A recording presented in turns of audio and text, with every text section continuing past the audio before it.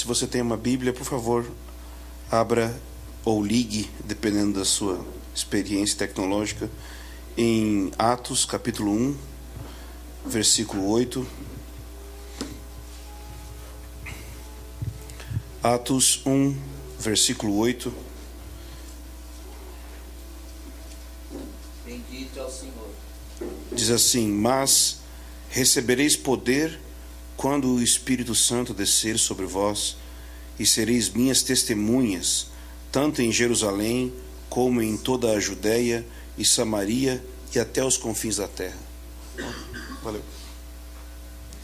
E agora, Atos capítulo 2, que é o cumprimento dessa promessa.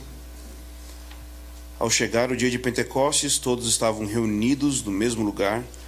De repente veio do céu um som como um vento impetuoso e encheu toda a casa onde estavam sentados. E apareceram umas línguas como de fogo, distribuídas entre eles, e sobre cada um pousou uma. Todos ficaram cheios do Espírito Santo e começaram a falar em outras línguas, conforme o Espírito Santo lhes concedia que falassem. E mais adiante, quando Pedro vai explicar para eles, para as pessoas que estavam ouvindo, o que estava acontecendo, porque eles acharam que eles podiam estar embriagados ou alguma coisa desse tipo, ele responde no versículo 16, capítulo 2, versículo 16: mas isto é o que havia sido falado pelo profeta Joel.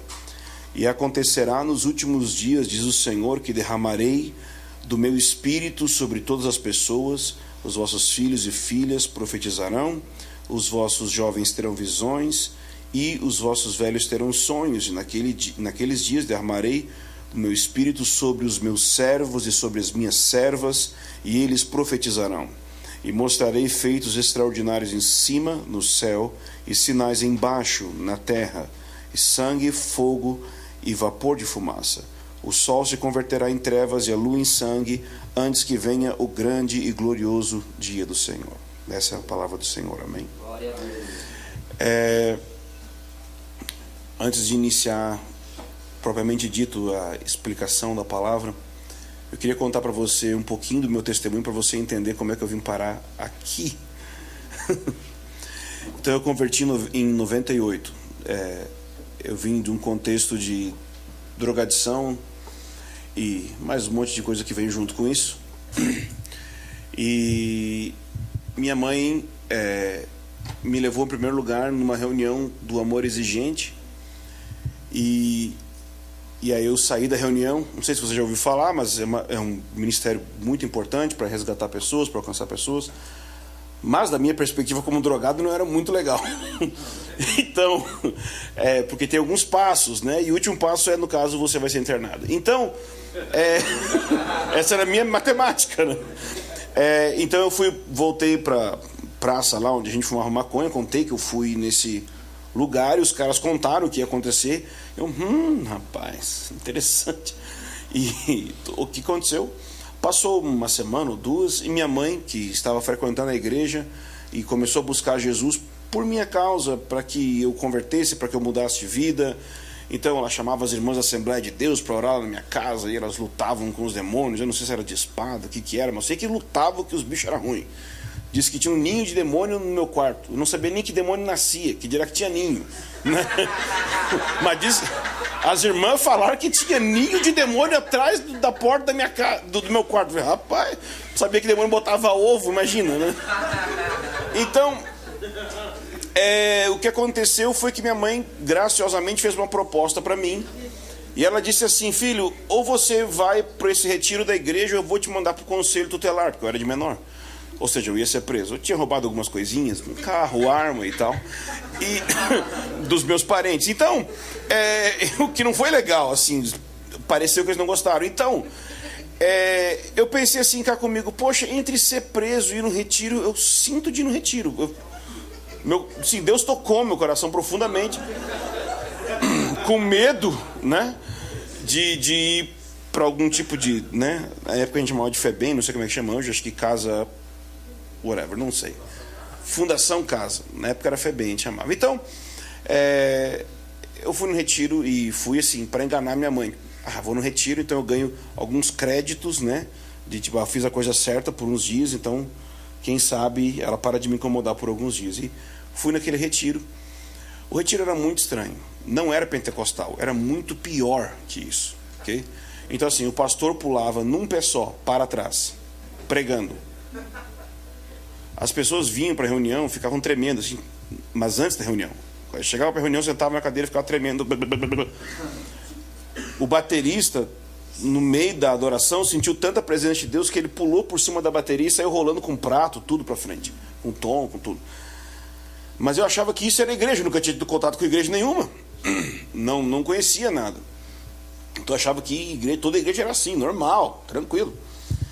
E eu achava que meus problemas eram resultado problemas do meu pai, com a minha mãe e tal, que não era culpa minha. Mas um dado momento naquele retiro, em um dos dias eu estava passando, era uma tenda e tinha um lugar onde a gente dormia e a tenda onde tinha as reuniões, e um momento eu estou passando por dentro da tenda e algo aconteceu. Eu não sei explicar, bom, de fato, né, não é tão racional assim, nem um pouco, na verdade.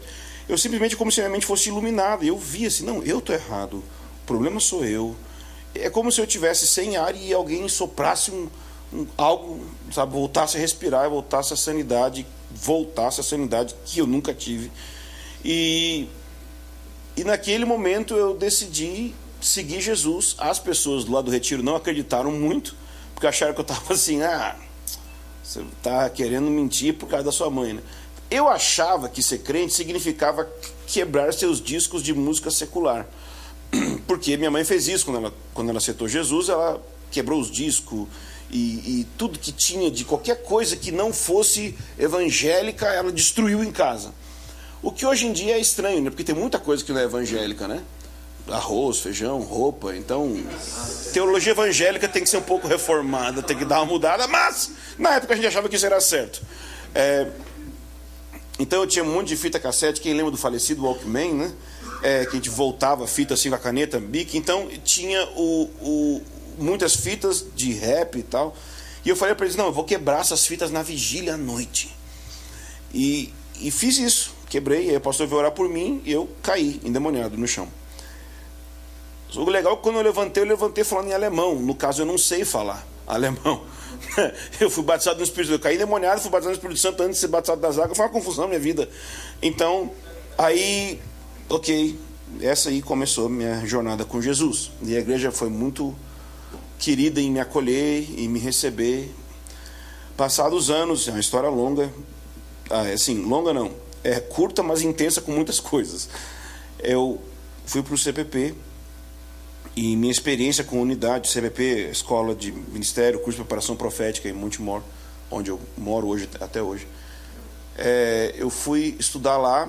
Um dos motivos porque em 2003 um rapaz da minha cidade no Rio Grande do Sul falou desse curso, e uma das coisas que ele falou e tem um professor que é até católico. Eu disse, rapaz, nossa, que interessante. Aí eu conheci o Pedro, era o tal do professor. O Pedro foi o primeiro católico que eu conheci que era salvo. Aí depois de muitos anos mas não é o pior. O pior é que depois de muitos anos eu descobri alguns evangélicos que também eram. O que foi a parte mais interessante. Você não entendeu, era uma piada. Então,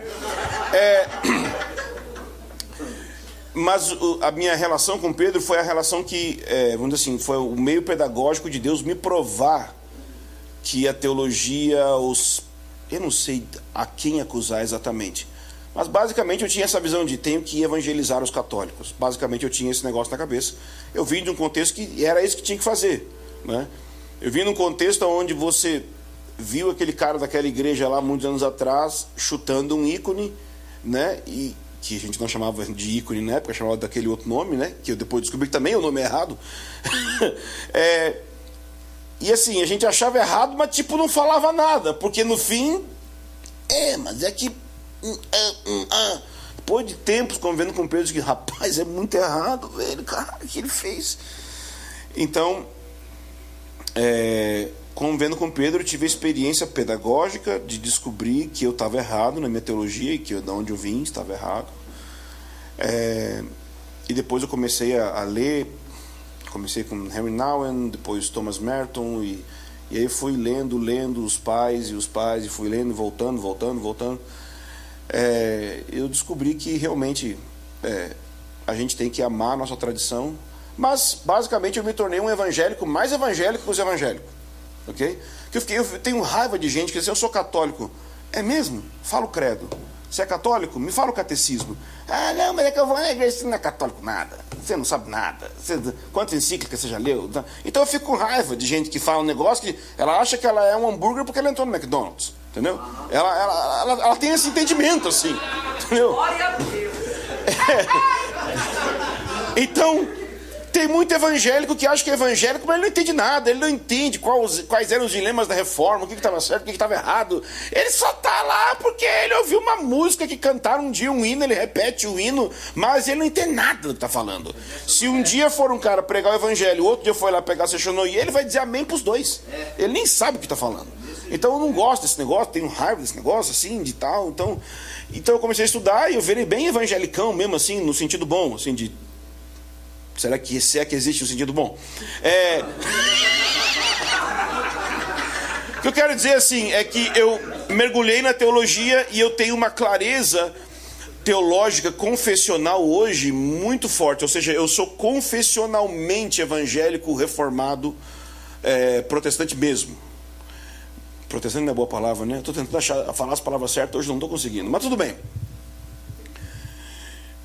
Então, quando eu fiquei bem assim, alinhado com a teologia, Deus me fez uma surpresa. Meu irmão converteu para a Igreja Católica.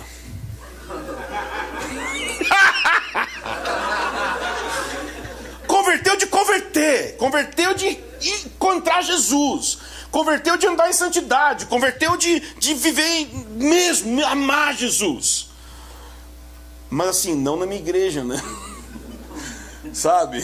Não na minha igreja. Na igreja dele, ele está cordinho, chama terço, ele ora aquilo direto. Nossa, mas na minha igreja é errado isso. Mas na igreja dele não. E um dia, numa janta, minha mãe se ofendeu com o fato dele ter convertido e se tornado católico. Porque, tipo assim, o seu irmão é pastor, você está desafiando o seu irmão. Eu não achava isso. O tempo todo convivendo com Pedro, eu não tinha esse pensamento. Não tem nada a ver. Você não está entendendo, mãe. É muito bom que ele... Mas até o dia... Foi tipo minha prova final, eu acho. Onde nós fomos jantar junto e eu não sei porquê, na minha ignorância, eu fui discutir. Os irmãos vão saber bem, mas não sei se todos vão entender o assunto, mas eu fui discutir sola escritura versus tradição.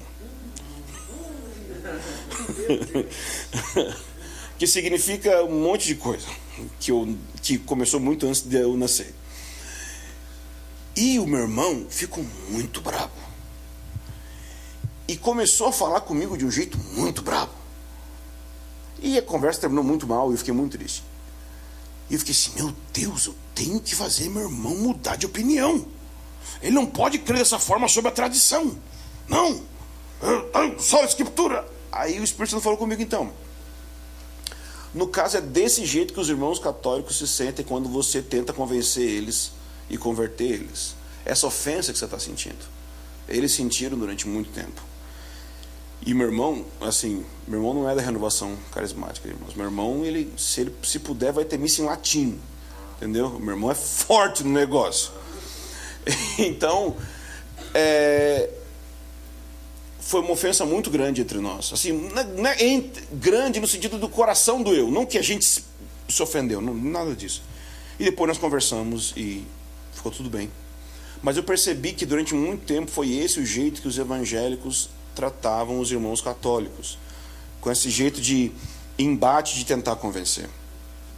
E meu irmão é um irmão, um moço que ama Jesus, e Deus enviou para as nossas vidas a última prova. Ele se apaixonou por uma judia. Ai, meu Deus, olha aí. Judia mesmo. Judia mesmo, quer dizer assim, judia, não é faz de conta.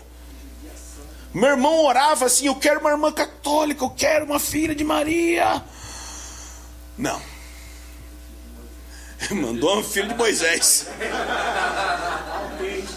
E por que isso aconteceu? Eu conversei com ela, assim, ela não crê no Senhor, mas eu estou pregando para ela. Só do meu irmão ter se aberto para relacionar com ela já foi estranho. Tipo, cara, o que você está fazendo? Ela não é católica. Ok. Então, nos últimos anos eu tenho tentado entender também sobre a unidade entre judeus e gentios, não no sentido de judeus que não creem no Senhor, né, mas judeus que creem no Senhor. Então, eu tenho tentado explicar para o meu irmão que assim como eu não tento converter católico, ele tem que ter muito cuidado para não tentar converter ela como judia. Tem que levar Jesus sem tentar levar a nossa religião, porque já existe algo que Deus fez ali. Então a gente está nesse... E agora, então assim, sempre quando a gente está junto é uma piada, né? Entrou um judeu, um pastor e um católico no bar. Sempre quando a gente está junto, agora é uma piada, né? Sempre. Então, nossa vida é uma piada constante agora. Tranquilo? Tranquilo. Então, eu só queria dizer assim, que eu estou aprendendo muito, eu não sei nada, e eu até sou pastor, então assim, eu estou realmente perdido, né? Mas eu amo o Espírito Santo, eu amo a presença de Deus, e eu queria falar sobre esses textos aqui para você hoje, nesse contexto de tentar incentivar o seu coração a buscar mais o Espírito Santo e buscar junto com isso a unidade. O primeiro texto que nós começamos falando foi Atos 1, no versículo 8, que diz: recebereis poder quando o Espírito Santo descer sobre vós, e sereis minhas testemunhas, tanto em Jerusalém como em toda a Judéia, Samaria, até os confins da terra. Esse texto, ele está num contexto da ressurreição de Jesus. Então, quando você for ler Atos 1, é importante você, para pegar um contexto, ler os últimos capítulos de Lucas também, Lucas 24 pelo menos, para você perceber, porque Lucas escreveu os dois, escreveu Lucas, escreveu Atos. Então você vai perceber o contexto que está acontecendo ali. O que acontece em Lucas 24 é que os discípulos de Jesus, Jesus morreu, ressuscitou, mas eles não sabiam que ele tinha ressuscitado. Então nós temos aquela passagem, aquele evento dos discípulos do caminho de Emaús, onde eles encontram Jesus no meio do caminho.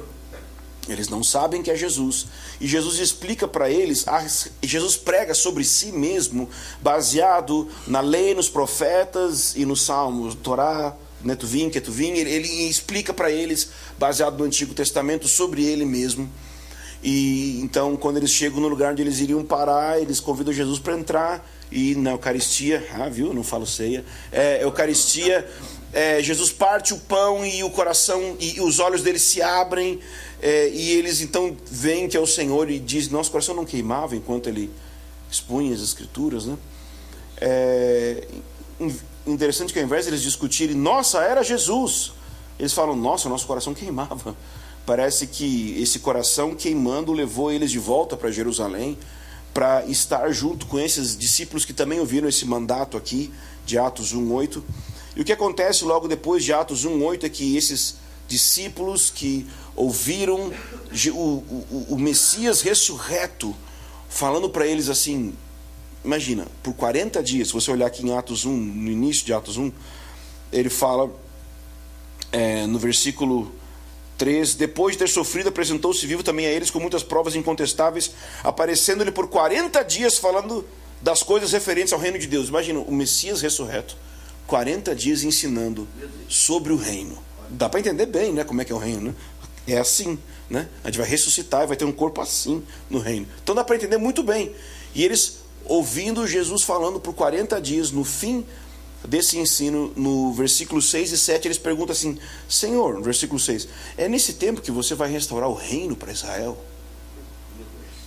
Então, havia essa esperança messiânica de que o Messias iria estabelecer um reino literal, físico, na terra, para restaurar todas as coisas. No judaísmo eles chamam de Tikkun Olam. Tikkun, restauração, Olam é algo ligado com a eternidade, é restauração do universo, restauração de todas as coisas. Então, o apóstolo Pedro, no capítulo 3 de Atos, no versículo 21, vai usar essa expressão restauração de todas as coisas. E Jesus, em Mateus 19, vai usar a expressão regeneração. Então, de fato existia essa esperança no meio do povo de Israel de que um dia o Senhor iria, por meio do seu Messias, restaurar o jardim do Éden para a terra. E é o que eles estão esperando que isso vai acontecer. Eles estão esperando que é nessa hora que basicamente Jesus vai trazer o céu para a terra, por assim dizer. Vai mudar tudo, vai transformar tudo. E não é nessa hora. E então é como se assim, nossa, a gente já achou, assim, você morreu. Então a gente achou que a nossa esperança tinha acabado. Agora você ressuscitou, uau! Então agora sim, não, estou indo embora. O quê? Não, peraí. Nossa, calma. Como assim? A gente quer atravessar a parede igual você. Pelo menos, né? Você já for pensar nisso? Que Jesus tem um momento que ele come peixe com os discípulos, mas também tem um momento que ele atravessa a parede. O peixe atravessou a parede ou ficou do lado de cá? Eu nunca entendi esses negócios. Então, o fato é que não tinha relação nenhuma com a pregação, não, só veio na cabeça. Essas coisas vêm de repente. Os efeitos das drogas que às vezes voltam. Então, o fato é que eles imaginavam que essa ressurreição, ou esse reino, ou essa restauração já iria iniciar. Jesus falou, não. Agora é tempo de testemunhar para as nações sobre esse evangelho. Mateus 24:14, esse evangelho do reino será pregado em testemunho a todas as nações e então virá o fim. Então esse é o tempo. E parece assim, como uma pessoa pragmática, você poderia pensar, ok, Jesus, tudo bem, entendi. Então, ok, não vai estabelecer o reino agora, nós vamos então agora manifestar o reino de Deus, nós vamos pregar o reino de Deus, nós vamos pregar o evangelho por aí, então vamos organizar agora uma junta missionária, vamos organizar como nós vamos distribuir folhetos, como nós vamos evangelizar pessoas. E Jesus não falou isso. Jesus disse em Mateus 28, ide. Mas ele disse aqui, e em Lucas 24 também, fiquem, esperem, até que do alto vocês sejam revestidos de poder. Existe uma discussão entre os pentecostais se o batismo com o Espírito Santo tem como resultado línguas. Eu acho que o batismo com o Espírito Santo tem como resultado poder. Glória a Deus. Querido, se tu falar em línguas ou não, assim, é com a sua igreja. O negócio é o seguinte, você vai ressuscitar mortos, você vai curar pessoas, você vai manifestar o poder de Deus para as pessoas. Então, recebereis poder. Esse reino que Jesus prometeu que um dia ele iria trazer, ele está fazendo o seguinte, ele está dizendo para os discípulos, eu estou dando as primeiras gotinhas desse reino para você por meio da habitação do Espírito Santo. Quando você prega para alguém no poder do Espírito Santo, é como se você desse as primeiras provas de que esse reino é real. Então, por exemplo, se você chegasse para um judeu e falasse assim, o reino de Deus, eu já estou dentro do reino de Deus. Não, você não pode estar dentro do reino de Deus. Porque o reino de Deus, o mundo está todo destroçado, não tem como o reino de Deus ser uma realidade ainda vai vir, o Messias não veio já, chama Jesus, não, duvido, não, mas eu vou te provar. Como? Eu vou te mostrar os poderes do reino de Deus. Como? No reino de Deus não vai ser todo mundo curado? Vai ser todo mundo curado. Ok, você não tem câncer? Tem, então seja curado agora em nome de Jesus. Glória a Deus. Então o poder do Espírito Santo é para mostrar o reino vindouro na era presente, com isso provar que Jesus é o Messias, simplesmente isso. Não é para nós darmos o nosso testemunho. Irmãos, eu vim aqui dar meu testemunho. Não, sereis minhas testemunhas. Existe uma grande diferença entre ser testemunha dele e dar o meu testemunho. É importante dar o seu testemunho. É maravilhoso. Mas ser testemunha dele é semelhante quando você está num tribunal e você é testemunha de algo. Entende? Então é alguém que viu algo. O batismo com o Espírito Santo, o poder do Espírito Santo, te habilita a ver aquilo que você não pode ver naturalmente. Em Efésios 1:10 fala sobre iluminar os olhos do coração, para que possa compreender todas as dimensões do amor de Deus. Em Coríntios fala sobre iluminar os olhos, para que a gente possa compreender e ver a glória de Deus na face de Cristo. Então Deus que disse das trevas haja luz, foi Ele mesmo que brilhou em nosso coração, para o conhecimento da glória de Deus na face de Cristo. Então a questão é a seguinte, a presença do Espírito Santo é tipo de volta para o futuro, transporta você para 2000 anos atrás. Então entende, se você estivesse na frente da cruz, vendo o Messias sendo crucificado, vendo Jesus sendo crucificado, quando você virasse para alguém para falar sobre a crucificação, isso é muito vívido. Entende? Como se, quando você vê um acidente de carro, E você chega para um amigo e fala: rapaz, viu? Inclusive teve um acidente no caminho aqui. Rapaz, viu um acidente. E quando você descreve, né? Minha mulher, por exemplo, gosta de descrever parto. E ela gosta de ver parto no YouTube. O que eu não entendo o motivo. Não, mas é que eu gosto, meu bem. Nossa, a irmã dela foi ter filho. Ela queria ir pro parto ver. Eu fico, meu Deus do céu. Por que alguém vai querer um negócio desse, gente? Nossa. Eu gosto de ver cirurgia, meu bem. Eu digo, meu Deus do céu. Nossa. Então, quando ela começa a me descrever, não, daí ele pegou uma serra, bateu na perna assim, raspou assim, virou com o martelo e... Só dela falar eu começo a ter uma agonia. Me dá um negócio. Em Gálatas diz: ó Gálatas insensatos, ante cujos olhos foi Jesus Cristo exposto como crucificado. Os irmãos da igreja da Galácia nunca tinham visto Jesus. Mas por meio da pregação do apóstolo Paulo, é como se eles estivessem vendo naquele momento enquanto ele pregava. O poder do Espírito Santo conecta fatos de 2000 anos atrás com o tempo agora, do presente. É como se a pessoa estivesse diante da cruz e da ressurreição naquele momento. É isso que é ser testemunha dele. E não só isso, mas em Hebreus é maravilhoso que diz que o próprio Deus deu testemunho da pregação dos apóstolos com dons e distribuição de milagres que se seguiram. E no fim de Marcos 16 diz a mesma coisa: enquanto eles pregavam, o Senhor cooperava com eles com sinais que se seguiam. Então, qual é o grande lance de batismo com o Espírito Santo, hein? Porque eu venho da igreja evangélica. Sabe o que significa, né? Significa que a gente não sabe o que está fazendo. Então, é uma bagunça, gente. É uma bagunça. Eu vou nos lugares, eu tenho vergonha de dizer que eu sou pastor, porque os caras vão achar que é o quê? Eu falo, sou pastor, a galera já esconde a carteira na hora. Já acha que eu vou roubar eles. Então,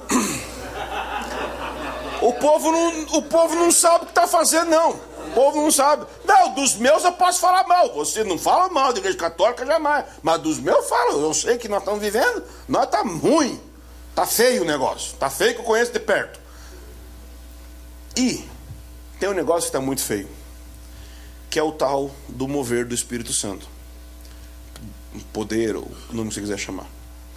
As pessoas olharam para o poder do Espírito Santo como sendo algo para tornar a experiência do culto mais animadinha. Sabe, o negócio assim, nossa, eu senti um arrepio, irmão. Nossa, eu falei em línguas.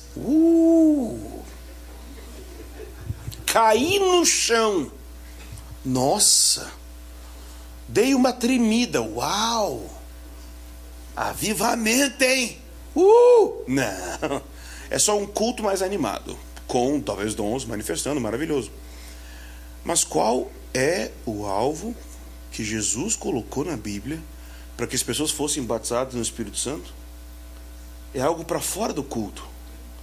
Ser minhas testemunhas em Jerusalém, Judeia, Samaria e até os confins da terra. Não é um negócio de ficar aqui, entende? Vamos ficar aqui conversando em línguas, irmão. Eu fui num culto uma vez, o pastor me deu uma profecia inteira em línguas. Terminou e falou: eu falo assim contigo porque tu me entende. Rapaz.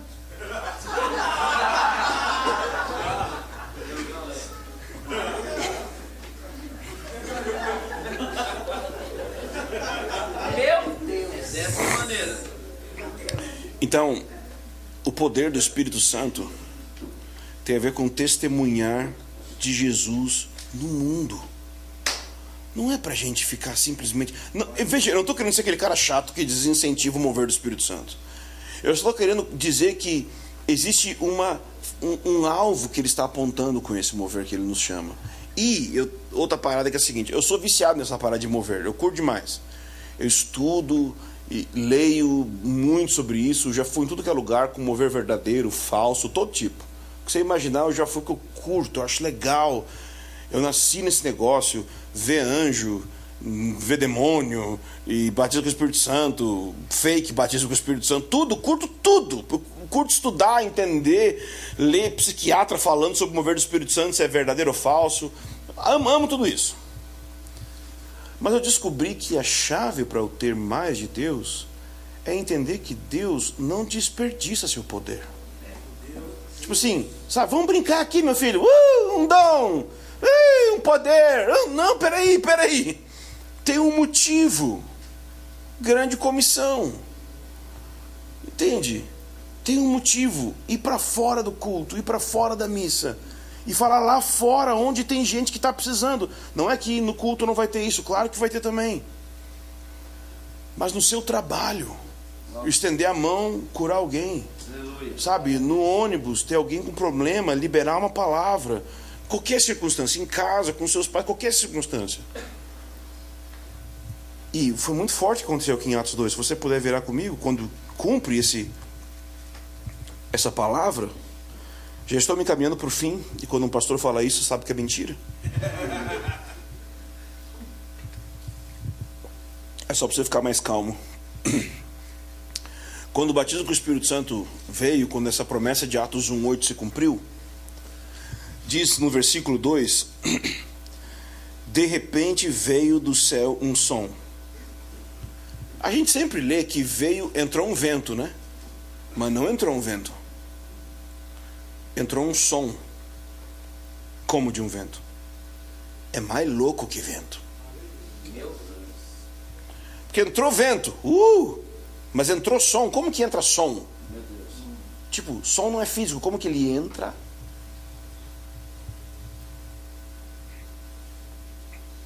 Som do céu.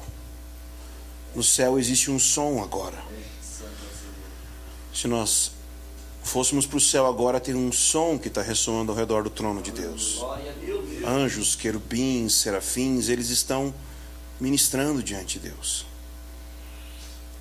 O céu e a terra se ligaram nessa hora aqui. Cada irmão era como que uma tomada e o céu estava ligando eletricidade neles, estava conectando o fio do céu neles. Mas o que acontece na sequência? Pedro prega. Eles têm todo um mover maravilhoso. Uau! Mas a sequência, o resultado do batismo foi que exatamente aquilo que Jesus falou que acontecia, aconteceu. Vocês vão ser minhas testemunhas. Logo depois, olha só, versículo 14. Na minha Bíblia diz o discurso de Pedro. Ou seja, Pedro, pondo-se em pé com os 11, tomou a palavra e disse. Ou seja, Pedro começou a pregar. O objetivo daquela experiência, que era o testemunho, começou a acontecer. Exatamente como estava em promessa, aqui está em cumprimento. Você tem grande comissão pregar o evangelho para outras pessoas como algo parte da sua vida? Ou é só uma coisa assim que eu deixo para o padre e para o pastor fazer? Um antigo pregador evangélico chamado Charles Spurgeon disse: ou você é um missionário ou você é um impostor. Não existe como. E eu não estou falando que você tem que ser um missionário, você tem que ir para o outro lado do mundo. Se Deus te chamou, vai. Mas onde você está, você pode ser um missionário. Em qualquer circunstância. Mas não dá para ser missionário sem poder. Mas não dá para ter poder se eu não decido ser missionário. Ou seja, ser missionário significa, na minha cabeça, na minha falha missiologia, me colocar numa circunstância onde, se Deus não entrar com poder, vai dar tudo errado. Entende? Eu não vou dar testemunho de mim. Vou dar testemunho de outras pessoas para ficar mais bonito. Uma mocinha lá da nossa comunidade, mais um outro rapaz, a gente tem um trabalho nas casas, chama Casa de Paz. A gente fala lá, vai por 10, 8, sei lá quantos dias, 8 dias na casa da pessoa, faz 20 minutos de oração e tranquilo. No Brasil, quem não quer um passe, né? Então você chega na porta, estou fazendo oração, todo mundo, entra aí, não sabe quem você é nada, se é evangélico, católico, você não importa, ele quer oração, é brasileiro, ele quer oração. Então, tranquilo, melhor médio de evangelismo, estamos orando, liberando as bênçãos de Yeshua HaMashiach. Entra aqui, querido, nem sabe quem está falando, né?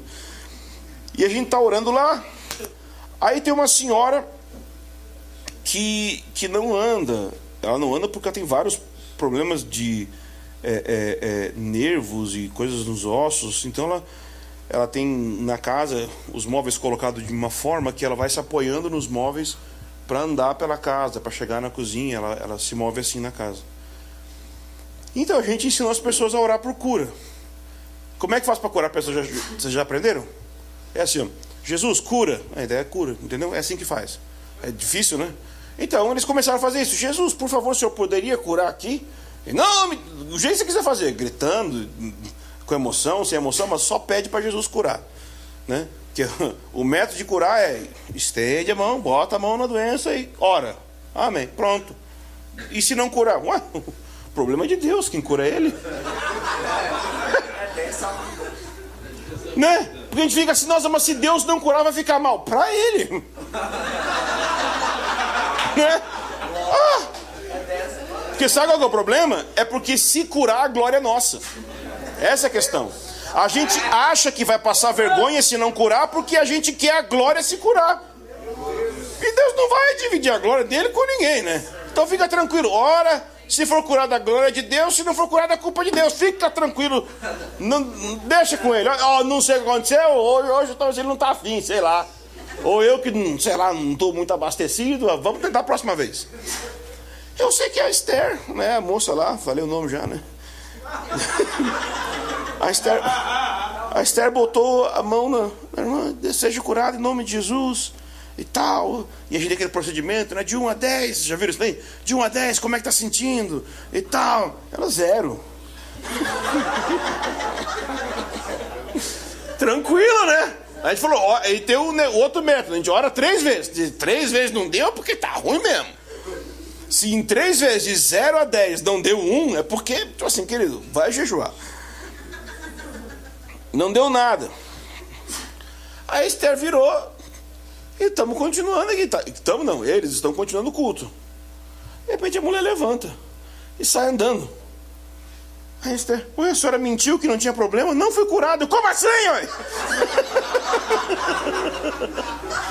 Aí a Esther que orou não acreditou. Foi falar com o marido. É sério que ela não podia andar? É sério, mãe. Ela falou, eu sou casado com ela. Ela não pode andar. Deus curou, mas curou, glória a Deus. O homem que não era crente estava mais crente que a crente. Então, mas não foi nada demais. Não foi, entende? Em nome de Jesus. Energia. Não. Ela botou a mão. É óbvio, ela busca Jesus, ela busca o Espírito Santo, como você faz. Mas simplesmente ela se colocou numa situação onde, se Deus não operasse, ela ia passar vergonha. Que é legal. John Wimber dizia que fé se soletra assim, R-I-S-C-O, risco. Se não tem risco, não é fé. Então você recebe o poder do Espírito Santo para se colocar em situações onde a missão é impossível. Se Deus não estiver operando ali, você vai passar vergonha. Tranquilo, tranquilo. Unção não é um passarinho cantar em cima do fio. Unção é a vaca estar em cima do fio de luz cantando. Isso é unção. Entendeu? É. Então assim, Deus chamou a gente para um negócio impossível. Falar que um judeu pregado num pedaço de madeira, nu, há 2000 anos atrás, é a solução para os problemas do mundo. Loucura. É o que Paulo disse. Loucura. Escândalo. Mas se Jesus manifesta o seu poder para as pessoas, se torna o poder de Deus e a sabedoria de Deus. Então não tem a ver com você convencer as pessoas, sabe? Tem a ver com Jesus fazer. Eu queria encerrar só dizendo que quando Pedro foi falar essa passagem aqui, de explicar para as pessoas sobre ela, ele falou que aconteceria nos últimos dias que o Senhor derramaria do Espírito dele. E ele termina dizendo, no versículo 20, que o sol se converterá em trevas e a lua em sangue, antes que venha o grande e glorioso dia do Senhor. Eu acredito que essa promessa que Pedro falou aqui, do derramamento do Espírito Santo, não se completou no dia de Pentecostes. Eu acredito que ela iniciou no dia de Pentecostes. Mas eu acredito que é como se ela fosse um aperitivo da comida que vai chegar. Ou seja, o que aconteceu em Pentecostes foi naquela região da Palestina. Deus tem algo mundial hoje. Algo que vai, na minha opinião, ser muitíssimas vezes maior do que Atos. Os milagres que estão para acontecer nesse tempo são semelhantes aos milagres que Deus fez em Atos, unidos aos grandes sinais que Deus fez em Êxodo, multiplicado muitas vezes. Sangue, fogo, vapor de fumaça. Está citando coisas que são semelhantes ao Êxodo. E daí? O que isso tem a ver com unidade? Tem a ver que a gente é meio burro, irmão. A gente está brigando um tempão entre nós. Quando a gente tem um inimigo em comum, a gente tem diferença? Tem. Se a gente for sentar para conversar, tipo eu e meu irmão. Mas eu e meu irmão temos muitos outros inimigos em comum que nos unem muito mais. Ou seja, irmão, a gente tem problema? Tem. Eu estava lendo lá as encíclicas e as conclusões do Vaticano II. Os problemas não foram solucionados. A gente ainda está de fora, tipo os evangélicos. Tipo assim, a gente é excomungado no fim das contas mesmo. E tranquilo. Deus sabe o caminho da história. Mas eu sei que no fim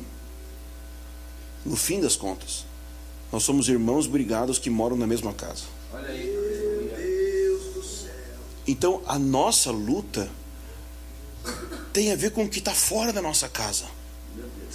Alcançar esse mundo para Jesus. Eu não sou o Papa, eu não sou os teólogos que vão solucionar o problema no sentido grande e institucional. Mas tem coisas que eu comecei a fazer lá na minha comunidade. Por exemplo, tem irmãos católicos que talvez venham congregar comigo. Eu tomei uma decisão e todos os presbíteros concordaram comigo. Ninguém vai ser batizado. Você foi batizado na igreja católica? Foi. Saber que o seu batismo vale? É mesmo? É. Então você não vai deixar de ser católico. Você quer? Congrega lá. Não quer congregar aqui? Beleza, mas seu batismo continua valendo.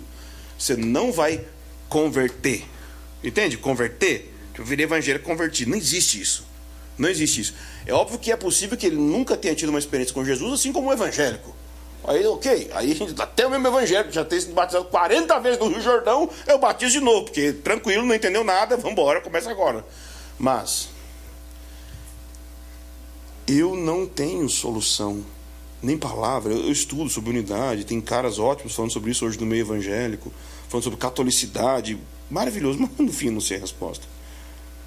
Mas eu sei que a melhor estratégia do inimigo é deixar a gente brigando entre nós, em vez da gente olhar para fora, para a missão que a gente tem. E eu tenho a impressão que no processo da gente se unir para cumprir a missão, a gente vai descobrir que nossas diferenças são menores do que realmente a gente pensava no início. Eu não estou dizendo que missão é a chave para a unidade. Não estou dizendo isso. Jesus é a chave para a unidade. Mas no processo da gente fazer a missão de Deus, cumprir a missão de Deus, no poder do Espírito Santo, eu acredito que essas barreiras dentro de nós vão cair. Assim, eu ouvi o Pedro ensinando no CPP vários anos e eu aprendi. Só que eu convivi tanto com o Pedro que o Pedro é tipo, entendeu? É totalmente do meu ministério, da minha casa, estou junto. Pedro que fez meu casamento, mas não fez meu casamento, mas estava no meu casamento, que eu mesmo fiz meu casamento e o Pedro também foi uma loucura. Porque eu sou evangélico? Não, agora sou. E o Pedro, então, a gente é tudo louco. Mas a primeira vez que eu, tipo assim, não, acabou. Todos os católicos são de Deus, assim como todos os evangélicos são de Deus, ou ninguém é. Foi quando eu estava em Mariápolis. Esse o nome, né, Pedro? Foi onde foi primeiro em Cristo, né? E um irmão católico começou a orar. Eu fechei o olho e a gente estava numa mesa de comunhão, assim, e ele começou a orar. Quando ele começou a orar, eu falei, cara, eu tô ferrado, cara. Eu tô sentindo a presença de Deus com esse cara orando. Meu Deus! O que eu vou fazer, cara? O que eu vou contar lá em casa, né? O que Augusto e Nicodemos vai pensar de mim? Porque eu queria ser um cara legal que ninguém escrevesse um livro contra um dia, sabe? Esses caras do ecumenismo, Porque para mim, ecumenismo, eu aprendi que era tipo igual Satanás, anticristo, tal coisa. Depois eu fui descobrir que tinha diferenças e detalhes, mas tudo bem. Eu orando com o irmão. O que eu quero dizer com isso é que chega uma hora, quando você fecha o olho e você invoca Jesus, não tem evangelho católico, tem Espírito Santo. Então eu queria convidar a gente para fazer isso agora. Vamos invocar o Senhor? Amém? Vamos ficar em pé? Será que os irmãos da música podiam ajudar aqui? Glória a Deus. Meu Deus. Glória a Jesus.